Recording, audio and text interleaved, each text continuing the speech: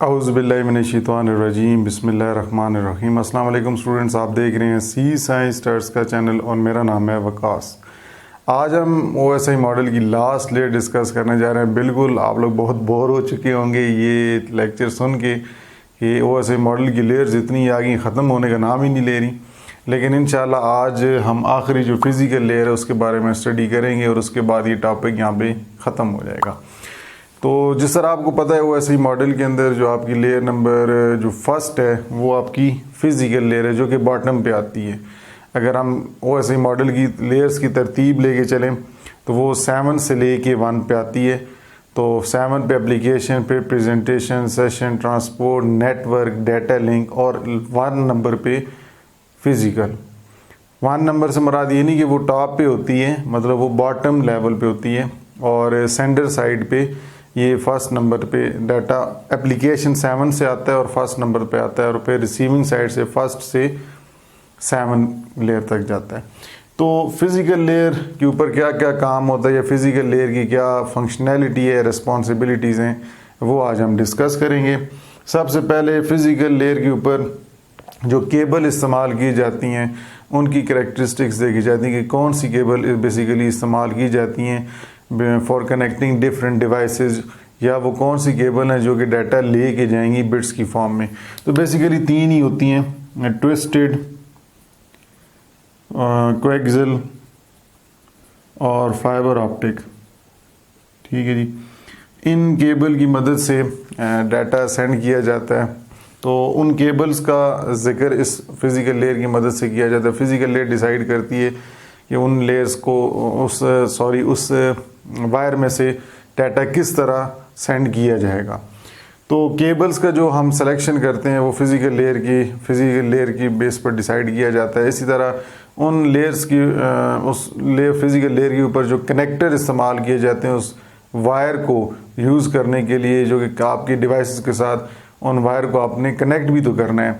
तो वो जो कनेक्टर्स होंगे वो कौन से हमें चाहिए होंगे, किस केबल के लिहाज से कौन सा कनेक्टर होगा, क्योंकि हर एक कनेक्टर जो होते हैं वो डिफरेंट होते हैं। BMC कनेक्टर अलहदा होगा, इसी तरह RJ45 कनेक्टर अलहदा होगा, मुख्तलिफ कनेक्टर्स होंगे मुख्तलिफ वायर्स के लिए। वो हम किस तरह सेलेक्ट करेंगे वो फिज़िकल लेयर के अंदर हम वायर के मुताबिक डिसाइड करेंगे। तो केबल्स और कनेक्टर्स का जो इस्तेमाल है ये फिज़िकल लेयर के ऊपर डिसाइड किया जाता है।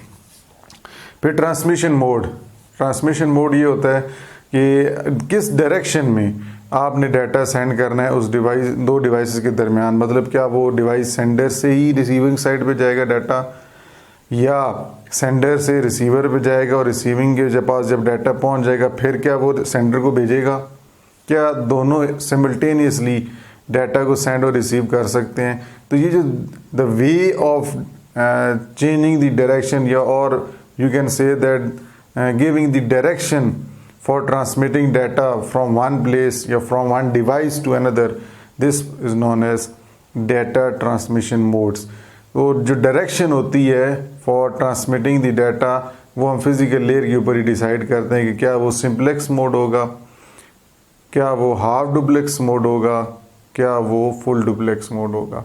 ये आगे वाले लेक्चर्स आएंगे उनके अंदर हम इनके बारे में भी डिटेल में स्टडी करेंगे। लेकिन जिस डायरेक्शन में डाटा भेजा जाएगा वो 3 मोड्स हैं, simplex, full duplex, half duplex, वो भी इस फिज़िकल लेयर पर डिसाइड किए जाते हैं।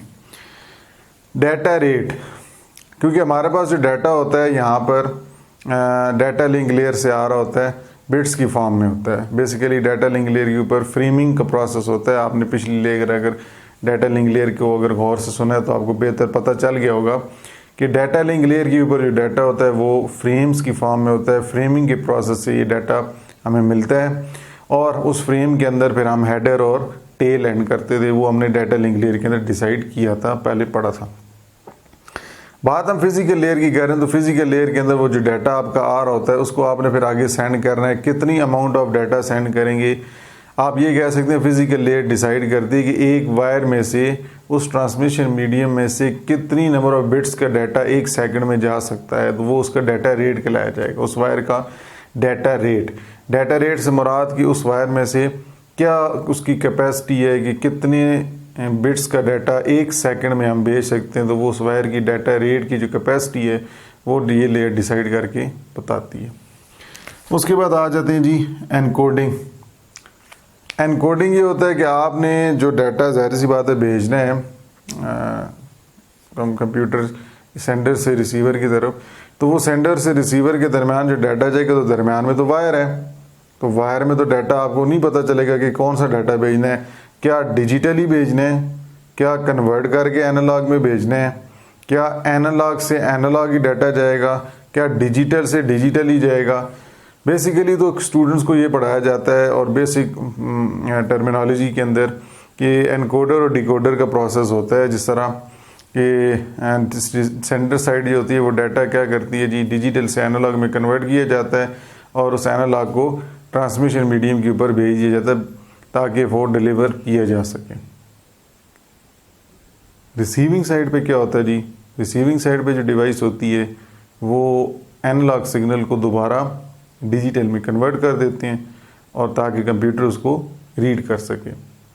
तो यहाँ पे एनकोडिंग का ये प्रोसेस होता है कि जिसमें आप डाटा डिजिटल अगर आपका है तो उसको एनालॉग में किस तरह कन्वर्ट करना है और फिर एनालॉग से डिजिटल में कैसे कन्वर्ट करना है, ये सारा प्रोसेस भी फिजिकल लेयर के ऊपर होता है क्योंकि बिट्स को कन्वर्ट किया जाता है इलेक्ट्रिकल सिग्नल्स में भी।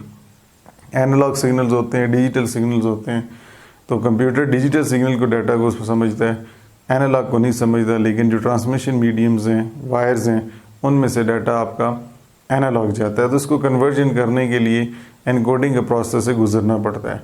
तो ये कौन सी लेयर डिसाइड करती है, फिजिकल लेयर।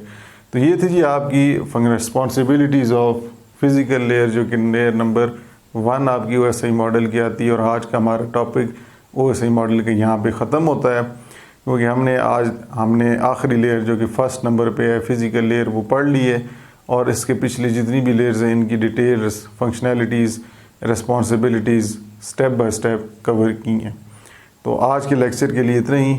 अगर आप फर्स्ट टाइम मेरे चैनल पर आए हैं तो आपसे एक रिक्वेस्ट है कि आप चैनल को लाइक, साथ साथ वीडियो को लाइक करने के साथ साथ चैनल को भी सब्सक्राइब कर लीजिएगा और नोटिफिकेशन वाले आइकन को भी क्लिक कर लीजिएगा।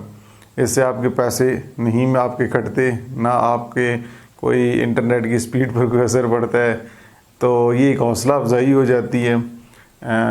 अगर आप एक चैनल को मतलब सब्सक्राइब करेंगे या वीडियो को लाइक करेंगे तो एक हौसला मिलता है कि जी आपके जो सब्सक्राइबर्स उनको कंटेंट पसंद आ रहा है। अगर नहीं भी आ रहा तो आप मुझे बताएं कि इसमें क्या इम्प्रूवमेंट लानी चाहिए, तो वो इम्प्रूवमेंट भी इंशाल्लाह मैं लाऊंगा, लेकिन आप कुछ सजेशंस देंगे तभी।